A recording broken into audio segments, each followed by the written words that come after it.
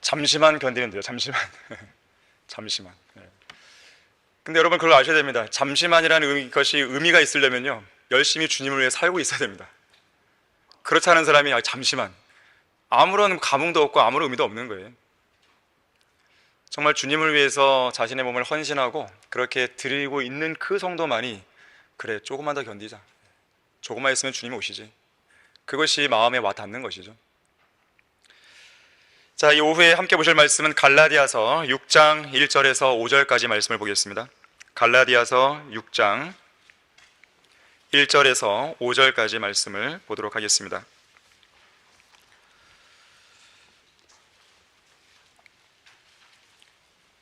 형제들아, 어떤 사람이 무슨 잘못을 범하였으면 영적인 너희는 온유의 영으로 그런 자를 바로잡고 내 자신을 돌아보아 너도 시험을 받지 아니하도록 하라. 너희는 서로의 짐을 지라. 그리하여 그리스도의 법을 이루라. 만일 어떤 사람이 아무것도 아니면서 무언가 되는 줄로 생각하면 그 사람은 자신을 속이는 것이라. 각 사람은 자신의 일을 살피라. 그리하면 자기 혼자에게만 자랑할 것이 있게 되고 다른 사람에게는 없으리라. 각 사람은 자기 자신의 짐을 질 것이니라. 자, 말씀을 위해 다 같이 기도하겠습니다. 감사하신 아버지 하나님, 이 소중한 특권과 소중한 기회를 저희들에게 허락해 주셔서 감사합니다. 우리가 성경대로 믿는 이 교회 안에 소속되어 있다는 것, 또 주님을 올바르게 섬길 수 있는 그 기회가 주어져 있다는 것, 영과 진리로 이렇게 경배드릴 수 있고, 또 우리가 거리로 나가, 또 공원으로 나가, 또 집 주변에서, 또 전화로 복음을 전할 수 있는 특권을 주시고, 또 그에 따른 풍성한 열매를 얻을 수 있는 것, 이 모든 것은 하나님께서 우리에게 주신 은혜요 또 자비입니다. 우리가 항상 주님을 첫째로 사랑하기를 원합니다. 우리에게 주어진 그 명령이 무엇이든지 첫 번째로 수행하기를 원합니다. 우리 자기 자신에게 갇혀있는 그런 사람이 아니라 주님을 위해서 자기의 몸을 헌신할 수 있는 신실한 성도가 될 수 있도록 도와주십시오.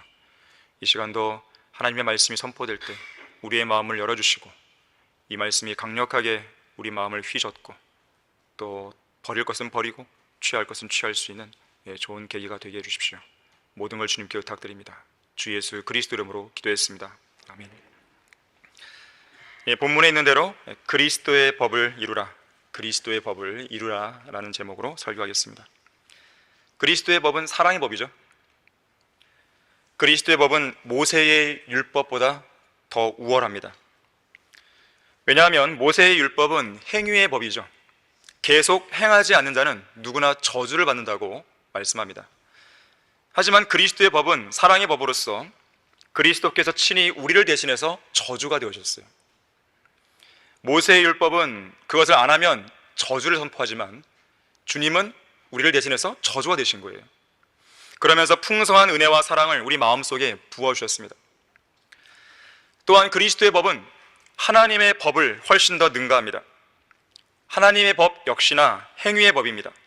율법, 계명, 규례, 명령, 어떤 명문화된 법률 체계와 조항들을 내세우면서 죄의 삭슨 사망이라 이걸 선고하죠. 하지만 그리스도의 법은 사랑의 법으로서 그리스도께서 십자가에서 그분의 피로 우리의 모든 죄를 제거하셔서 구원과 영원한 생명을 선포하고 있습니다. 그리스도의 법은 죄인인 우리에게 자유와 해방을 선포했어요. 그것은 우리에게 자유의 온전한 법이 되었고, 죄의 노예에서, 죽음의 노예에서, 사탄의 노예에서 우리를 해방시켜준 일종의 양해각서요 노예 해방 선언문입니다. 이렇듯 사랑의 법인 그리스도의 법에 의해서 자유를 얻은 그리스도인들에게는 그 법에 따른 명령 하나가 주어집니다. 서로 사랑하라. 우리 다 같이 요한복음 15장 12절을 찾아보겠습니다. 요한복음 15장 12절을 보시면요,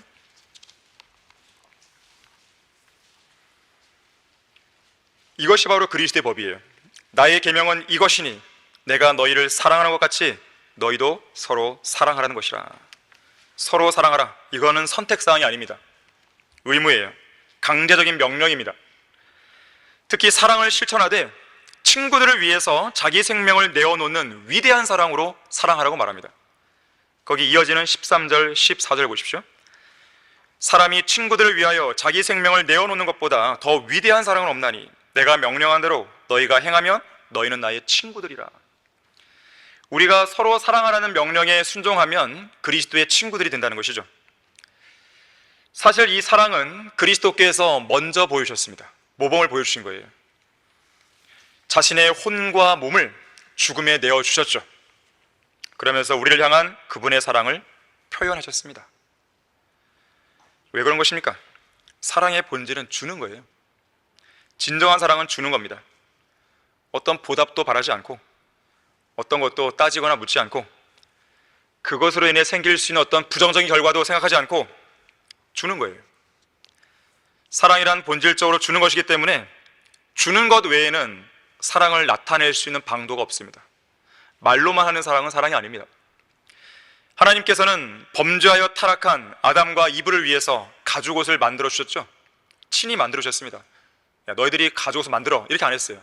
주님께서, 여러분 그 본문을 보시면 주님께서 친히 만들어 주신 거예요. 또 그 옷을 입혀 주십니다. 타락한 인류를 향한 연민과 동정을 보이신 거예요. 아버지 하나님을 예표하는 인물 아브라함을 보십시오. 아브라함은 그 어떤 것보다도 하나님을 사랑했습니다. 심지어 자신의 독자 이삭보다도 하나님을 더 사랑하고 더 신뢰했죠. 그래서 자신의 독자 이삭을 어떤 머뭇거림이나 주저함도 없이 하나님께 그 제단 위에 바칠 수 있었던 것이죠. 아들 하나님을 예표하는 이삭도 보세요. 순순히 그 제단 위로 올라갔죠. 반항하지 않았습니다. 자신의 몸을 내어드린 거예요. 야곱은 다른 아들들보다도 요셉을 더 사랑했죠.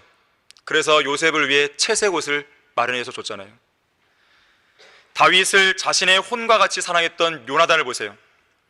얼마나 사랑했으면 자기가 입었던 겉옷을 벗어 다윗에게 줍니다. 그것만 준 게 아니죠.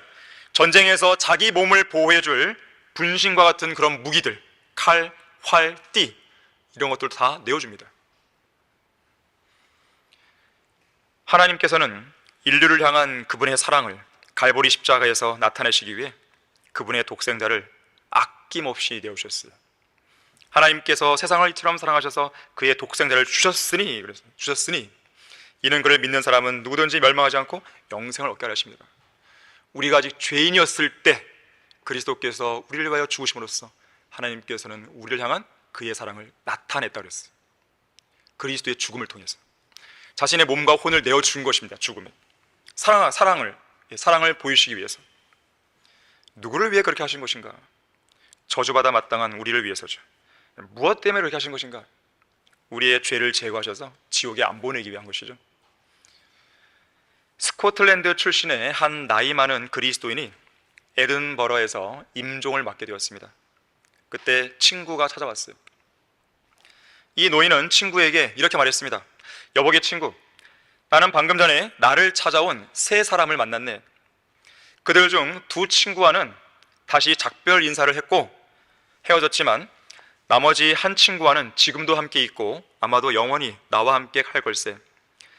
그러자 그 친구가 그들이 누군가? 라고 물었어요. 그게 말이야, 첫 번째 친구는 믿음이었다네. 나는 그 믿음에게 이렇게 말했지. 믿음이여 고맙네. 처음 그리스도를 만난 이래로 언제나 나와 함께 있어준 자네에 대해서 늘 하나님께 감사를 드리고 있었네. 하지만 이제는 자네와 헤어져야 할 것 같군. 자네도 알다시피 이제 내가 죽고 나면 자네의 도움이 더 이상은 필요하지 않은 그 장소로 가기 때문이지. 그렇게 믿음과 헤어지고 나니까 소망이 나를 찾아왔어. 그에게도 이렇게 말해줬지. 잘 있게 소망이여. 자네는 전쟁터에서도 고난 속에서도 여러 번 나를 도와주었지. 내가 자네에게 얼마나 감사했는지 잘 알아줬으면 하네. 하지만 이제는 자네의 도움이 없어도 될 것 같아. 이제는 그 소망이 온전한 결실을 맺는 그 장소로 내가 가게 될 거니까. 그런 다음 마지막으로 사랑이 찾아왔었네. 그래서 그에게는 이렇게 말했지. 사랑이여, 어서 오게나. 방금 전에 아쉽긴 해도 믿음과 소망과 작별 인사를 나눴어. 자네 역시 믿음과 소망만큼이나 나에게는 좋은 벗이었지. 자네는 나와 하나님을 하나로 맺어주었고 또 나와 교회 안의 지체들을 하나로 묶어주었지. 어디 그뿐인가? 내 순례 여정을 아주 평안하고 기쁨이 넘치게 해준 장본인이 자네이지 않은가? 그런데 믿음과 소망처럼 자네를 뒤에 남겨두고 갈 수는 없네. 왜냐고? 자네는 나와 함께 저 셋째 하늘 문을 지나 하나님의 도성에 함께 들어가야 할 테니 말일세. 자네도 성경을 읽어보지 않았나?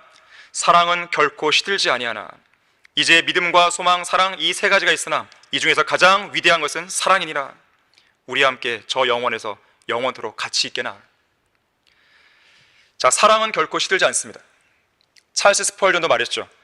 하나님의 사랑은 당신의 늙은 나이에도 닳아 없어지지 않을 만큼 길고, 당신이 계속해서 환난과 고난에 처해도 고갈되지 않을 만큼 길며, 당신이 당하는 계속적인 시험에도 결코 소진되지 않을 만큼 지속된다라고 말했어요. 그리스도의 법을 통해 이룩된 하나님의 사랑은 영원토록 빛을 잃지 않습니다. 이 땅에 천년왕국이 수립되어서 천년의 시간이 흘러가도 시들지 않죠. 하늘들과 땅이 모두 불타 없어지고 사라져도 여전히 남아있죠. 심지어 저 영원에서도 영원토록 지속됩니다. 하나님의 사랑에는 유통기한이 없습니다. 왜 그런 것입니까? 하나님이 영원하시다고 그랬습니다. 성경은 하나님은 사랑이시라고 했잖아요. 사랑이 왜 영원한가? 영원하신 하나님이 사랑이기 때문에 그렇습니다. 그래서 우리는 이 땅에서 그리스도의 법을 이루며 살아야 돼요. 사랑의 법을 실천해야 됩니다. 자, 그리스도의 법을 이루려면 어떻게 됩니까? 첫 번째로 자신의 일을 먼저 살펴야 돼요. 자기 일을 살펴야 됩니다. 오늘 본문 4절에서 각 사람은 자신의 일을 살피라고 그랬습니다. 각 사람은 먼저 자신의 일을 살펴야 되는데, 이런 사람들은요, 본문 1절에서 보듯이 시험 받지 않고 또 실족하지 않기 위해서 항상 자신을 먼저 돌아보는 영적인 사람들입니다. 자기 안에 하나님을 불쾌하게 드리고 분노하게 만드는 그런 일은 없는지, 교회 내에 형제 자매들 앞에 거치는 것이나 방해물을 놓지는 않았는지, 자신의 생활 속에 구령의 열매와 성령의 열매가 풍성히 맺히고 있는지, 자기가 정말로 하나님을 첫째로 사랑하는지, 지체들을 진심으로 사랑하면서 그들을 위해 정말로 간절히 기도하고 있는지, 자신의 믿음과 지식이 잘 성장하고 있는지, 지체들의 연약한 마음과 양심에 상처를 주고 있지는 않은지, 자신의 말과 행동 중에서 시기와 다툼과 분열을 획책하고 있는 요소는 없는지, 자기 자신을 먼저 돌아봐야 됩니다. 말씀의 거울을 통해 자신의 모습을 정확하게 평가해야 돼요. 거울아 거울아, 누가 이 세상에서 가장 신실하고 가장 성별되어 있고 가장 훌륭한 그리스도인이지? 바로 당신입니다. 거울아 거울아, 그렇다면 누가 이 세상에서 가장 신실하지 못하고 가장 성별되지 못하고 가장 훌륭하지 않은 그리스도인이지? 그래서 가장 훌륭한 내가 누구를 책망해야 되고 누구를 바로잡아주고 누구 위에 올라서서 이끌어줘야 되지? 당신 바로 옆에 있는 지체들입니다. 교회 안에 당신보다 더 나은 그리스도인은 없습니다. 그러한 거울은 당장 깨버려야 돼요. 자기 사랑과 자기 연민에만 사로잡혀 있는 왜곡된 거울입니다. 심리학자들이 그래요.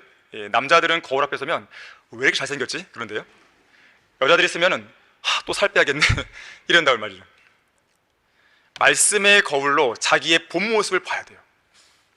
예수님이 우리에게 이렇게 말씀하셨죠. 어찌하여 너는 내 형제의 눈 속에는 티는 보면서 내 자신의 눈 속에 있는 들보는 깨닫지 못하느냐?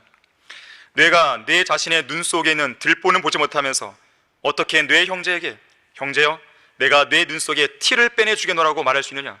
위선자여, 먼저 내 자신의 눈에서 들보를 뽑아내라. 그러면 내가 명확히 보고서 내 형제의 눈 속에 있는 티를 빼내리라. 자, 이것은 교회 안에서 다른 지체들을 판단하고 비평하고 꾸짖고 책망하고 권면하기에 앞서서 자기 안에 있는 죄들, 자기 안에 있는 그 문제들에 대해서 더 먼저 유념하고 더 먼저 처리하라는 뜻이에요. 누구든지 자기만이 안고 있는 잘못들과 결점들이 있습니다. 없는 사람 없어요. 그저 별것도 아닌 일에 트집이나 잡으면서 작은 일들에 연연하는 그런 죄를 짓지 말라는 것이에요.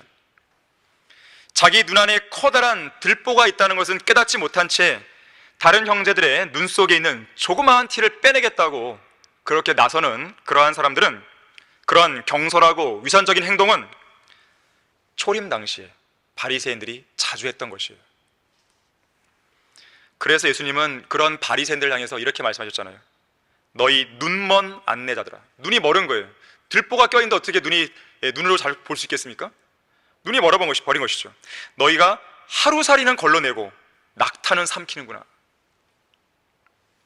바리새인들은 중요한 문제들은 유념하지 않은 채 하루살이를 걸러내는 일과 같은 사소한 일들에만 집착하고 있는 것이죠. 그러면서 무죄한 사람들을 정죄합니다. 예를 들어서 예수님이 안식일에 병자를 치유하신 것에 불만을 품은 나머지 예수님을 죽일 음모를 꾸미죠. 제자들이 식사하기 전에 손을 씻지 않은 것에 대해 불평하죠. 성전에 바치는 돈이라는 이유로 부모를 공경하지 않는다든지 하면서 이들은 하루살이를 걸러냅니다. 그러면서 낙타를 삼키는데요, 낙타의 그 등에 나 있는 혹, 낙타의 발굽, 낙타의 꼬리 등을 한 번에 꿀꺽 삼키는 위선자들이었던 것입니다. 교회 안에 성도들 중에서도요, 그런 성도들이 있어요. 어떤 성도는 자기에게 제대로 인사 안 한 것에 대해서 상당히 큰 상처를 받고 쓴뿌리를 가는 사람들이 있습니다. 어떤 성도는 자기에게 한 어떤 말에 대해서 상당한 불쾌감을 표시하면서 며칠 밤을 불면증에 시달리기도 해요. 아니, 자기도 실수로 인사 안 하잖아요. 자기도 말이 실수가 있잖아요. 그런데도 불구하고 다른 사람이 나에게 한 것에 대해서만 집착을 하고 있는 것이죠. 또 어떤 사람은 용어 문제 하나 때문에요, 집착을 합니다. 우리가 그 강화의 한글 킹제임스 성경 전시관을 한다고 하니까 어떤 사람은 이송호 목사 기념관을 받게 된다, 한글 킹제임스 성경 기념관이 된다, 기념관을 계속 고집하는 사람이 있습니다. 쓸데없는 집착이죠. 쓸데없는 집착이죠. 교회가 결정했으면 따라야 되는 것이죠. 또 자신을 돌아보지 않고 자신의 일을 살피지 않는 자들의 가장 큰 특징은 수군거리기를 좋아합니다. 제가 자주 강조했을 것이에요. 수군거리는 것은요, 바리새인들을 비롯한 이스라엘 군중들의 특징이었어요. 주님이 경고하셨죠. 수군거리지 말라. 로마서 1장 29절에 보게 되면 수군거리는 것은 죄입니다. 죄의 목록 중에 하나예요. 수군거리는 말들을 다른 누군가에게 퍼나르는 일을 누가 하는지 아십니까? 마귀들이 합니다. 수군거리는 사람들은 마귀의 종의 역할을 하고 있는 거예요, 지금요. 잠언 16장 28절에서 마음이 비뚤어진 사람은 다툼을 심고 수군거리는 자들은 친한 벗들을 갈라놓는다 그랬어요. 굳이 그렇게 해야 될까요? 좋은 교회에 와갖고 이렇게 아름답게 성장할 수 있는 기회가 이렇게 펼쳐져 있는데 굳이 그 자리에서, 어떤 자리에서 누군가와 속닥이면서 어떤 한 사람을 도마 위에 올려놓고 자근자근 그렇게 이렇게 하겠습니까? 참으로 시간이 그렇게 없습니까? 제가 그런 얘기를 들을 때마다요, 너무 마음이 아픈 거예요. 물론 지역교회 안에는 믿음이 강한 사람도 있고 연약한 사람도 있습니다. 또 성숙한 사람도 있고 또 없는 사람도 있어요. 하지만 굳이 그러고 시간을 보내야 되냐고요. 그래야지 자기 속이 후련하냐 이거예요. 누군가를 비평해야 속이 막 후련하냐 이거예요. 그것을 과연 하나님이 기뻐하시나요? 다시 한번 말씀드리지만 결코 누군가 한 사람을 두고 수군거리지 마세요. 하나님께서 그 사람에 대해서 분노하십니다. 럭화 목사님이 이렇게 말씀하신 적이 있어요. 경건치 못한 사람은 스캔들과 중상모략을 할 수 있는 자료와 건수를 찾아서 여기저기 두루 다닌다 그랬어요. 그래서 자신의 이익을 위해 친구들을 이간질시키고 우정을 파괴시킨다 그랬어요. 그 일 하지 말고 자기 자신에게, 내가 다른 형제, 다른 자매에게 거치는 것, 방해의 물은 혹시 내가 놓지 않았나? 그걸 보셔야죠. 그걸 봐도 시간이 부족한데요. 그런 사람들은 게으른 자예요. 무질서한 자들입니다. 할 일 없는 사람들이에요. 자기 일을 찾아서 해야 됩니다. 수군거리는 자들의 가장 큰 특징이 뭔지 아십니까? 교만하다는 거예요. 자기가 가장 옳은 것 같아요. 자기가 가장 잘 알아요. 자기가 가장 기도 많이 했고, 자기가 가장 성경 많이 읽었고, 자기가 가장 이 교회에서 경험을 많이 했다고 착각하는 거예요. 착각의 방에 사로잡혀 있습니다. 프랑스의 베르사유 궁전에는 거울의 방이 있어요. 수많은 왜곡된 거울을 쫙 깔아놔갖고 그 안에서 그래, 내가 제일 잘났어 이러고 있는 것이죠. 그리스도의 법을 이루려면 어떻게 됩니까? 두 번째로 스스로 무언가 되는 줄로 착각해서는 안 됩니다. 착각이에요, 그거는. 3절 보십시오. 만약 어떤 사람이 아무것도 아니면서 무언가 되는 줄로 생각하면 그 사람은 자신을 속이는 것이라. 자기를 속이는 거예요. 자기가 무언가 되는 줄로 착각하는 사람은 사실상 아무것도 아닌 자들이에요. 가장 미숙한 자들입니다. 자기 자신을 속이는 거예요. 진리에 관한 한 아무것도 모르면서 알고 있다고 착각하는 사람들, 전혀 영적이지 않은데 영적인 사람인 것처럼 스스로에게 속고 있는 사람들, 자기 자신의 짐을 지지도 않고 다른 사람의 짐을 지는 것도 도와주지 않고 그러면서도 마치 자기가 대단한 위치에 있다고 생각하는 사람들, 착각 속에 살고 있습니다. 착각은 자유이지만 그에 대한 대가는 반드시 하나님께서 일깨워 주실 것입니다. 이런 자들은 항상 자신을 드러내길 좋아합니다. 이런 자들은 간증을 해도요, 하나님을 높이는 것이 아니라 자기를 드러냅니다. 어떤 영적인 문제가 발생했을 때 전후 좌우 배경을 살피지는 않은 채 무조건 정죄하고 판단하는 사람들이에요. 왜 그런지 아세요? 자기가 잘났으니까, 자기 생각이 옳으니까, 순간으로 드는 그 감과 생각이 옳다고 느끼니까. 정말 옳은 것입니까? 그런 자들은 가장 성숙하지 못한 사람들이에요. 정신 차려야 됩니다. 그 사람들은 교회 안에 유익을 주는 게 아니라 나쁜 영향을 미치는 거예요. 성경은 어떤 특권 계급을 구분하는 니콜라파를 경고하고 있습니다. 여러분은 거들먹거리는 사람이 되어서는 안 돼요. 상대방을 존중하지 않고 상대방을 아래로 내려보는 그런 사람이 되어서는 안 됩니다. 이 자리에 서 있는 저를 포함해서 이 자리에 앉아있는 우리 모두는 다 영적인 제사장들입니다. 교회의 운영과 교회의 사역과 교회의 영적 전쟁을 효과적으로 수행하도록 하기 위해서 하나님께서 목사의 직분을 저에게 주신 것이고, 그와 더불어 영적인 권위를 저에게 주셨을 뿐이에요. 자, 그렇다고 해서 제가 그 직분과 물리적인 권위를 앞세워서 생색을 낸다든지 성도들의 복종을 강요하지 않습니다. 특권의식에 사로잡혀 있지도 않아요. 성경이 정해준 범위 내에서 저는 그 직분과 권위를 활용할 뿐이고요, 여러분 역시 저를 대할 때 성경적인 원칙 하에서 대하면 됩니다. 막 너무 잘할 필요도 없고 그렇다고 너무 막 무시할 필요도 없고, 성경적인 권위, 성경적인 그 진리 안에서 그냥 하시면 돼요, 편안하게. 그럼에도 불구하고 간혹 특권 의식을 내세우면서 대우를 받고 싶어하는 성도들을 간혹 보거나 듣게 돼요. 예를 들면 이런 거예요. 내가 말이죠, 목사님과 친해요. 내가 말이죠, 교회 사모님과 말이 잘 통해요. 여러분은 하나님 앞에 서 있는 한 명의 성도요, 그리스도인일 뿐 저와의 관계를 그런 식으로 써보면 안 됩니다. 심지어 어떤 경우는요, 사모님은 목사님과 동급이니까 잘 대우해야 돼요. 잠시 속된 말을 빌리자면 어린 반푼 수 없는 소리죠. 성경 어디에 있어요, 그게? 성경 어디에 목사와 사모가 동급이라고 그러던가요? 도대체 그런 말을 한 사람이 이 교회를 오래 다녔다고 제가 알았을 때 정말 한심했습니다. 도대체 30년 동안 뭘 배운 걸까요? 이송호 목사님이 그렇게 가르쳤나요? 이걸 계속? 목사님 막 특권을 내세웠나요? 다 같이 고린도후서 10장 12절 보겠습니다. 고린도후서 10장 12절 보십시오.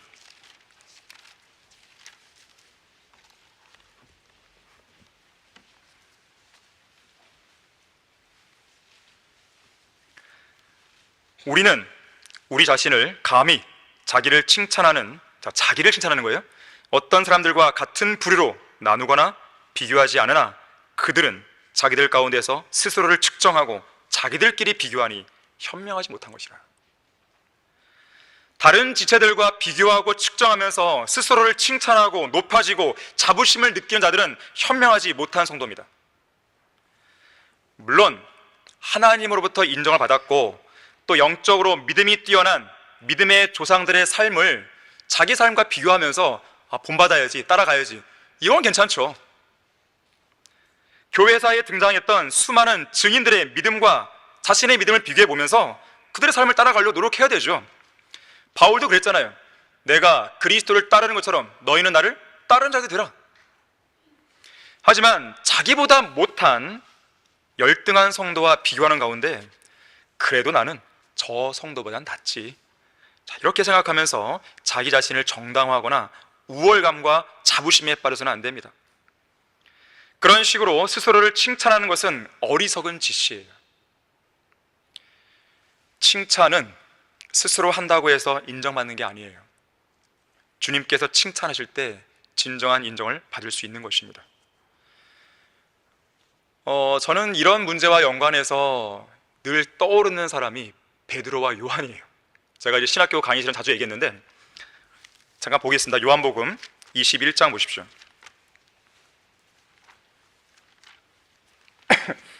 요한복음 21장, 자, 어디를 보시냐면 18절 말씀 보세요.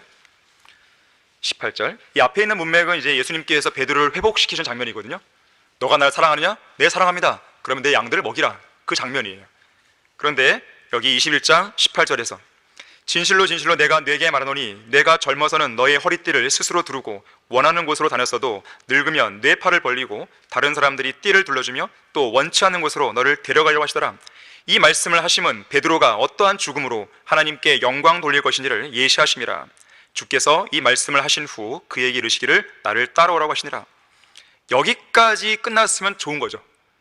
베드로는 따라가면 돼요. 그런데 베드로가 다른 사람에 대한 관심을 표명합니다. 그때 베드로가 돌아보니 예수께서 사랑하시던 제자 요한이죠. 제자가 따라오는 것을 보았는데 그는 또한 저녁 먹는 자리에서 주의 가슴에 기대어 주여 주를 배반할 자가 누구니까 하고 묻던 자더라. 베드로가 그를 보고 예수께 말씀드리기를 주여 이 사람은 어떻게 되겠나이까 라고 하니 22절 말씀에 주님께서는 뭐라고 말씀하시냐면 내가 올 때까지 그를 머물게 하고자 한들 그것이 너와 무슨 상관이냐 그랬어요. 다른 성도가 어떻게 하든지 간에 그 성도와 내가 막 비교해 가면서 내가 좀 낫죠? 내가 지금 하고 있는 일 더 낫죠? 내가 저 성도보다 더 많은 일들을 하고 있죠? 정말 쓸데없는 생각이죠. 쓸데없는 참견이죠. 이거를 현대말로 바꾸면 너나 잘하세요 이런 거죠. 아니 남 생활 뭐 하고 그럴 생각 그럴 시간 어디 있어요? 비교할 시간에 나 스스로를 보는 것이죠. 돌아보는 것이죠. 높아지면 안 됩니다. 마음이. 한 번은 알렉산더 대왕이 평민 복장을 하고 돌아다니다가 한 사람을 만났습니다. 이 사람은 대단히 오만한 표정을 짓고는 아주 점잖게 앉아 있었어요. 그래서 이 알렉산더가 이 평민 복장을 했으니까 그 사람이 몰라봤겠죠. 평민이 체하면서 그 사람에게 물었습니다. 보아하니 군인이신 것 같은데 혹시 계급이 소위이십니까? 그러자 이 사람은 매우 불쾌한 듯 손가락을 이제 위로 딱 가리키면서 좀 더 올려 이렇게 하는. 중위이십니까? 아니 좀 더. 그러면 중령이십니까? 아니 좀 더. 대령이십니까? 어허 좀 더. 그러면 소장이신가요? 좀 더. 그러면 중장이시군요. 그제야 만족한 듯 이 오만한 군인은 어깨를 으쓱거리면서 그래 내가 중장이야 중장. 근데 이번에는요 그 중장이 평민 복장을 하고 있는 알렉산더를 위아래로 훑어보면서 물어봤습니다. 당신도 보아하니 군인인 것 같은데 소위인가? 그래서 알렉산더는 아까 중장이 했던 것과 똑같은 방식으로 좀 더. 그렇게 해서요 소위에서 소장까지 물었는데 또 좀 더가 나왔어요. 중장이 겁이 나기 시작했습니다. 그러면서 기어 들어간다는 목소리로 그러면 중장입니까? 어허 좀 더. 얼굴이 새파랗게 질렸습니다. 더 이상 묻지 않을 수 없잖아요. 그러면 대장님이시군요. 어허 좀 더. 그랬더니 이 사람이 몸을 부르 떨면서요 바짝 엎드려갖고 살려주십시오 폐하. 자 만왕의 왕이신 예수 그리스도 앞에서 누가 감히 특권의식을 가질 때란 말이에요. 성도들 간에 서로를 비교하면서 우월의식과 특권의식을 갖는 것 도토리 키재기죠. 그리스도의 법을 이루려면 어떻게 됩니까? 세 번째로 서로의 짐을 져야 됩니다. 서로의 짐을 져야 돼요. 본문 2절에서 너희는 서로의 짐을 지라 그리하여 그리스도의 법을 이루라. 각 성도는 마땅히 자기 자신의 짐을 져야 할 뿐만 아니라 지체들 간에 서로의 짐을 져야 됩니다. 짐을 져주기 위해서 어떻게 됩니까? 자리에 앉아야 됩니다. 낮아져야 돼요. 서 있는 채로 무거운 짐을 졌다가는 허리가 다치죠. 자세를 낮춰야 됩니다. 지체들의 짐을 지기 위해서는 그 지체들보다 내가 낮아져야 돼요. 낮아져서 섬기는 자가 되어야 서로의 짐을 질 수 있어요. 자신이 지체들의 짐을 지지 않고 있다는 것은 낮아지지 않았다는 뜻입니다. 초림 당시의 제자들은 누가 가장 큰 자인가에 대해서 종종 논쟁을 했죠. 그때마다 예수님께서 가장 큰 자가 되기 위해서는 먼저 종이 되어야 된다, 가장 작은 자가 되어야 된다, 이 말씀을 해주셨어요. 인자이신 예수님조차도 이 땅에 섬기러 오셨잖아요. 실제로 우리의 구주이신 예수 그리스도께서는 셋째 하늘의 영광의 보좌를 버리시고 이 땅에 내려오셨습니다. 자신을 낮추시고 순종하시되 십자가의 죽음에까지 순종하신 거예요. 잠언 18장 12절에서는 사람의 마음은 멸망에 앞서 교만해지고 존귀에 앞서 겸손이 있다고 그랬습니다. 교만한 사람은 곧 멸망을 앞두고 있는 거예요. 겸손한 사람은 곧 존귀를 앞두고 있는 것입니다. 깊은 시름 속에 하염없이 쏟아지는 눈물로 온 밤을 지새워 봐야 돼요. 진흙탕 속을 기어 봐야 됩니다. 여기저기 벌어진 상처들 때문에 고통도 당해 봐야 돼요. 극심한 압박으로 견딜 힘마저 잃어서 삶의 절망에까지 내려가 봐야 돼요. 그런 사람이야말로 명예의 훈장을 받을 자격이 있습니다. 한 번도 낮아진 적이 없는 사람이 높아지려고 한다? 그건 말이 안 되는 것이에요. No cross, no crown. 십자가가 없으면 멸류관도 없습니다. 주님을 위해서 내가 받는 고난이 없다면 천녀왕국에서 통치할 생각을 하지 마셔야 돼요. 김칫국부터 마시지 말라 그러죠? 바로 거기에 적용되는 것입니다. 자신은 주님을 위해서 한 번도 헌신한 적도 없고 주님을 위해서 자기 자신을 포기한 적도 없는데 천녀왕국에서 유업을 바라고 있다. 그거는 김칫국부터 마시는 거예요. 밑바닥에서 기는 법을 배우지 못한 사람은 결단코 높이 올라갈 수 없습니다. 저는 그런 사람들 인정하지 않아요. 하나님의 사역에 있어서도 어떤 일을 시키는 데 있어서도 뭔가 밑에서 정말 겸손히 낮아진 상태에서 그렇게 헌신한 성도들을 제가 뭔가 대우를 해주죠. 그런 동역자들 대우해 주죠. 그렇지 않은 사람들은 아니에요. 제가 배운 것이 이소호 목사님한테 그렇게 배웠는데 제가 어떻게 달리 할 수 있겠어요? 그냥 그 사람이 과거에 어떤 이름 있는 그것이 있다고 해서 그냥 막 인정해 준다? 그런 거 없습니다. 겸손할 줄 알아야 됩니다.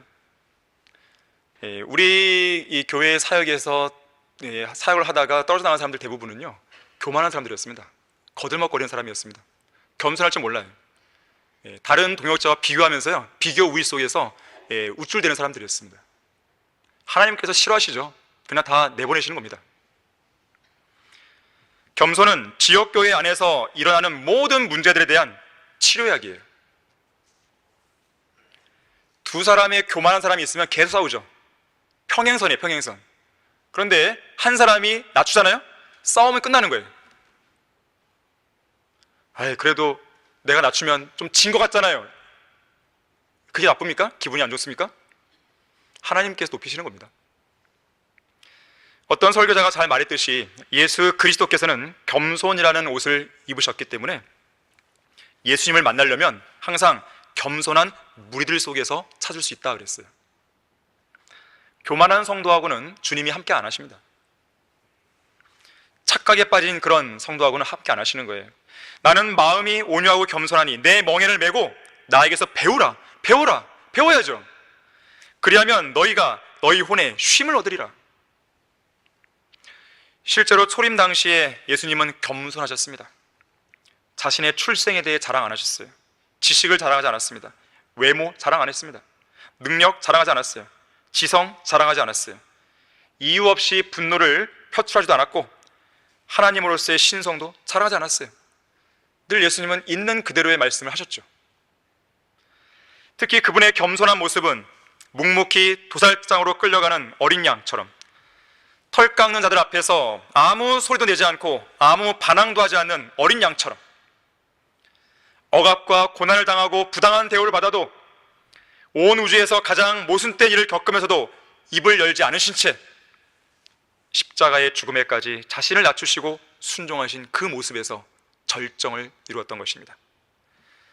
그렇게 하셨기 때문에 우리의 가장 무거운 짐, 죄의 짐을 지실 수 있었던 것이에요.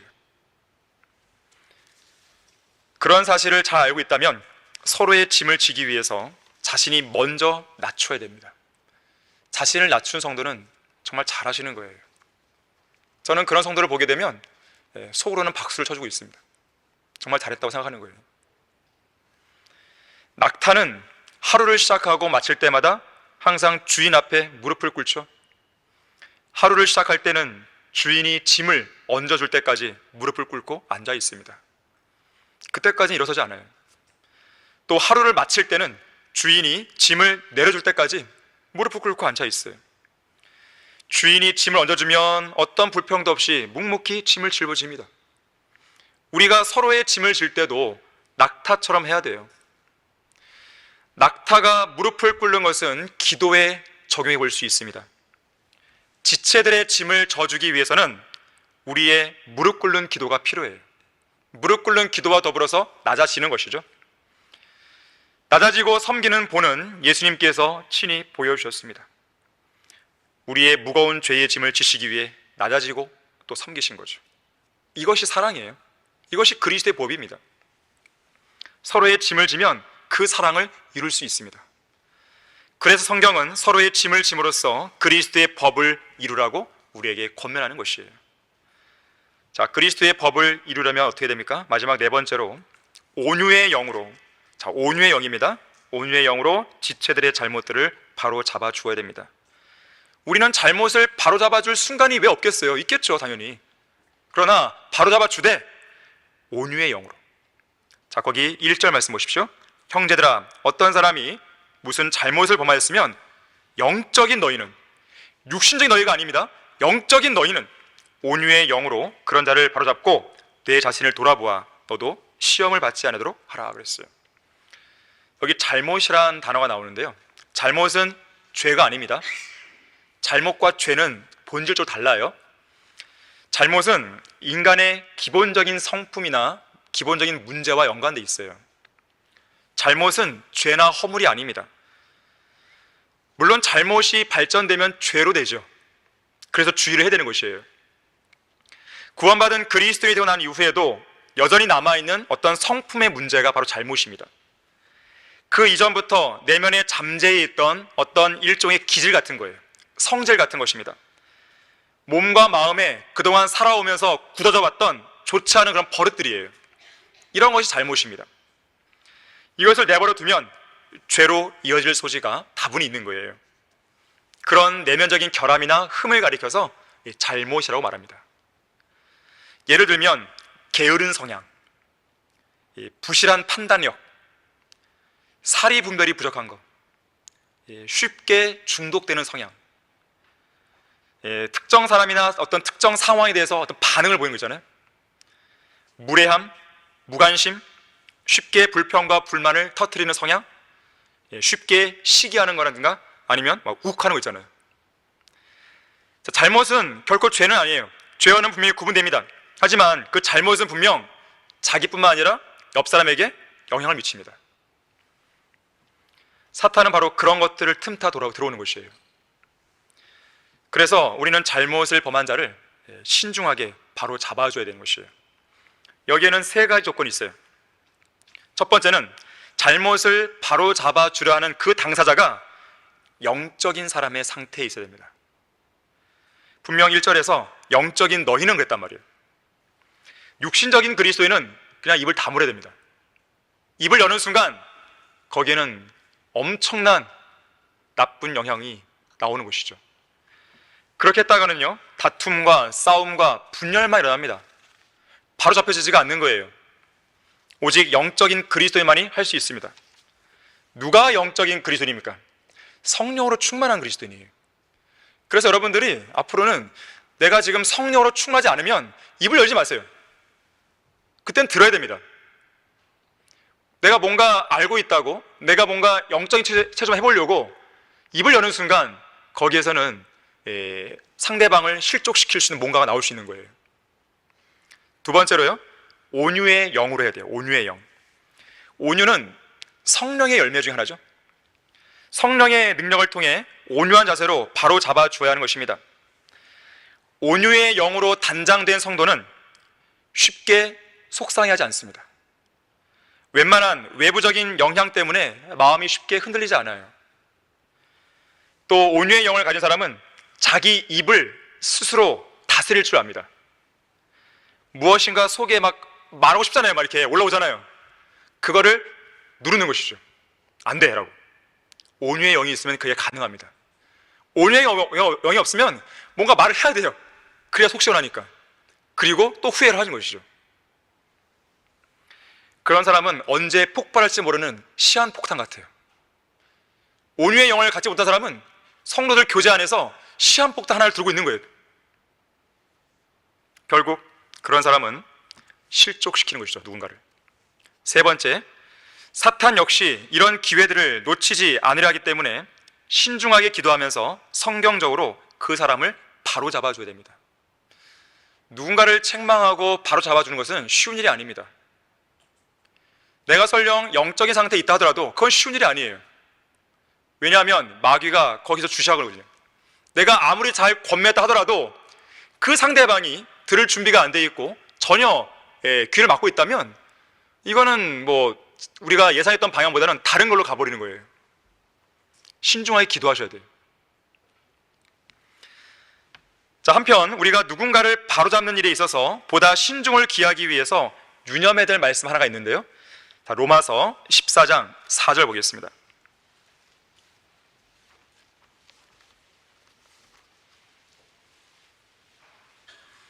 만일 여러분이 누군가를 바로잡아 주겠다 그런 생각이 들었을 때에 바로잡아 주러 가기 전에 또 그 사람을 바로잡을 생각을 하기 전에 이 말씀을 먼저 읽어보시고 묵상해 보세요.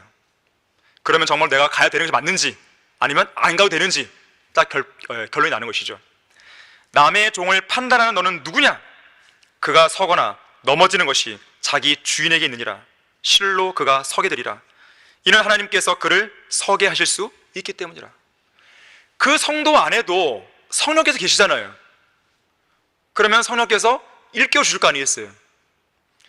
그래서 직접 가서 바로 잡아주기 전에, 물론 아주 급박한 상황이면 모를까, 그것이 아니란 기도하는 거예요. 기도하면 성령께서 움직이십니다. 움직이시면 그 사람이 달라지는 거예요. 일단 먼저 그것부터 하시는 거예요. 그런데 불구하고 그게 안 된다 그러면 찾아가는 거죠. 그리고 하나님의 말씀에 따라서 권면해 주면 되는 거예요. 그런 모든 절차가 깔끔하게 마무리되는 것이죠. 남의 종이 서 있든지 넘어지든지 우리가 상관할 문제가 아닙니다. 1차적으로는 그 종의 문제는 그 주인이 알아서 처리할 문제예요. 어떤 목사가 고기를 너무 많이 먹는다, 뭐라고 할 거 없어요. 몸집이 왜 이렇게 뚱뚱한가, 왜 이렇게 말랐는가, 헤어스타일은 왜 그런가, 이러쿵 저러쿵 이야기할 필요 없습니다. 저 사람의 말하는 습관은 왜 저런가? 목사의 말하는 습관 보려고 왔습니까? 그게 아니잖아요. 그건 주님이 알아서 하실 일이에요. 럭커 목사님이 이런 문제와 관련해서 이렇게 말씀하신 적이 있습니다. 나는 다른 목사들이 성경에 대한 누군가의 믿음을 파괴하려 하거나 그 사람이 가지고 있는 최종 권위로서의 올바른 믿음을 빼앗으려 하지 않는 이상 절대로 그들을 물어뜯지 않는다고 그랬어요. 어떤 목회자가 성에 관한 문제, 금전 문제, 말의 문제, 글의 문제로 죄를 지을 때 나는 그것에 대해서 결코 관심 안 갖는다. 먼지는 먼지요, 죄는 죄고 육은 육일 뿐이다. 그렇게 여기면 그만이라는 거예요. 나를 화나게 하고 나를 분노케 하는 것은 나를 예수 그리스도께로 인도하고 내게 옷을 입혀주었고 나를 위해 음식을 주고 은행에 돈을 공급해주고 나의 혼을 새 예루살렘으로 인도하는 그 복된 성경을 파괴시키려 하고 그 복된 성경 위에 올라앉아서 심판하는 그 사람을 볼 때다 그랬어요. 그건 못 견디는 것이죠. 내 평생의 사역 기간 중에 만났던 사람들의 사생활이나 은밀한 죄들에 관해서는 단 한 페이지의 종이도 나는 낭비하지 않았다. 남의 추문이나 들춰내서 벌처럼 윙윙거리는 짓은 주님과의 교제와는 거리가 먼 것이다. 내가 맞받아치고 공격하는 대상은 성경을 공격하는 그러한 사람들에게로 향한다. 왜냐? 성경은 거룩하고 무오한 책이기 때문이다. 거룩하고 무오한 책을 누군가 공격했어요. 그건 못 견디는 거죠. 하지만 사람들은 다 실수가 있잖아요. 약점이 있잖아요. 그걸 막 들춰내갖고 이러쿵 저러쿵 왜 그러냐 저러냐, 그 시간에 자기 자신의 결점을 돌아보라는 거예요. 결론을 맺겠습니다. 교회 안에는 모두 믿음이 성숙한 사람만 있는 게 아닙니다. 시간이 오래되었다고 해서 성숙한 게 아니에요. 그건 착각이에요. 그리스도인이 되었다고 해서 하루아침에 완전히 뒤바뀌어갖고 늘 천사 같은 모습을 하고 다닌다? 그런 사람은 없어요. 어쩌면 이제 갓 구원받은 그리스도인들에게는 기존에 구원받은 성도들과 악수를 나누면서 인사할 때, 아, 나는 지금 천사들과 악수하고 있는 거야, 이런 생각을 가질지 모르겠어요. 여러분, 성경대로 믿는 교회라는 것은요, 죄가 없다, 그런 말이 아니에요. 우리가 완벽한 교회는 없는가 책 썼잖아요, 이성 목사님께서. 죄 없는 교회인가 보다. 누가 그런 말 썼어요? 성경대로 믿고 실행하는 거예요. 죄를 지었으면 어떻게 해요? 자백하잖아요. 그게 성경대로죠. 물론 맨날 죄 짓고 이상한 일만 하고 그런 건 아니죠, 당연히. 자, 완벽한 교회라고 하는 것은 죄가 없는 교회, 그게 아니에요. 육신적인 그리스도인이 한 명도 없는 교회, 그런 게 아니에요. 자, 그런 게 있지만 그런 것에 따라서 성경적으로 대처하는 거예요. 자, 천사들과 악수하는 느낌? 그게 아니에요. 그것이 착각이었다는 사실을 아는 데는 한 달도 채 안 걸립니다. 저 사람이 원래 그런 사람이었구나, 금방 깨닫는 것이죠. 자, 우리가 구원받았을 때 영이 거듭나고 혼이 구원받았지만 여전히 우리의 몸은 구속받지 못했어요. 이걸 항상 기억하셔야 돼요. 사도 바울도 나는 비참한 사람이로다, 누가 이 사망의 몸에서 나를 구해낼 것인가 그랬어요. 사도 바울도 그렇게 얘기했는데 여기 있는 사람들 중에 누가 그런 고백을 안 하겠어요? 다 마찬가지죠. 러크만 목사님이 구원받은 지 6개월이 되었을 무렵에 아직은 영적으로 어린 아기였잖아요. 그때 글렌 슌크라고 하는 아주 신실한 믿음을 가진 성숙한 형제가 다가와서 이렇게 권면했다고 그래요. 러크만 형제, 자네가 일생 동안 그리스도인의 삶을 살아가는 데 있어서 자네를 가장 방해하고 가장 괴롭힐 사람은 바로 옆에 있는 그리스도인일세. 그리고 자네가 하나님께 가까이 가면 갈수록 마귀도 자네에게 더 가까이 다가오고 있다는 사실을 꼭 기억해야 하네 그랬어요. 두말할 것도 없는 진리입니다. 한 번은 어떤 영국인 그리스도인이 자신의 교회에 출석하라고 요구하는 목사의 초청에 대해서 이렇게 대꾸했다고 그래요. 초청은 감사하지만 저는 목사님의 교회에 기쁜 마음으로 갈 수 없습니다. 목사님의 교회에는 위선자가 너무 많은 것 같아요.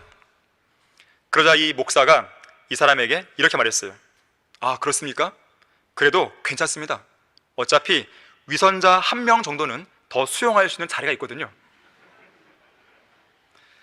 여러분, 구원 받았다고 해서요, 대단하게 뭐가 된 게 아니에요.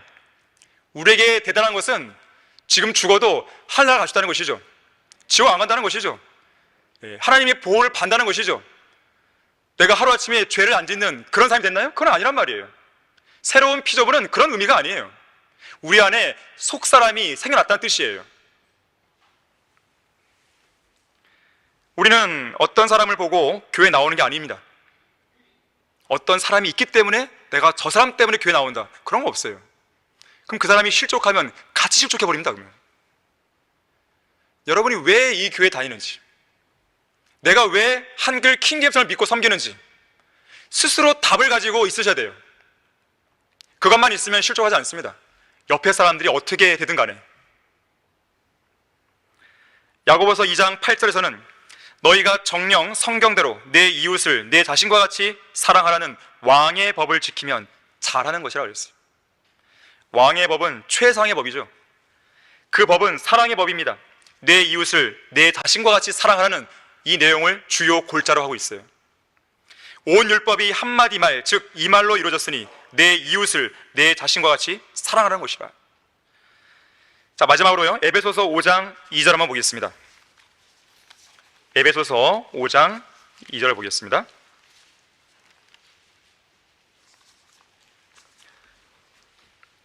그리스도께서 우리를 사랑하시어 우리를 위하여 자신을 하나님 앞에 향기로운 냄새를 내는 제물과 희생으로 드린 것 같이 너희도 사랑 안에서 행하라.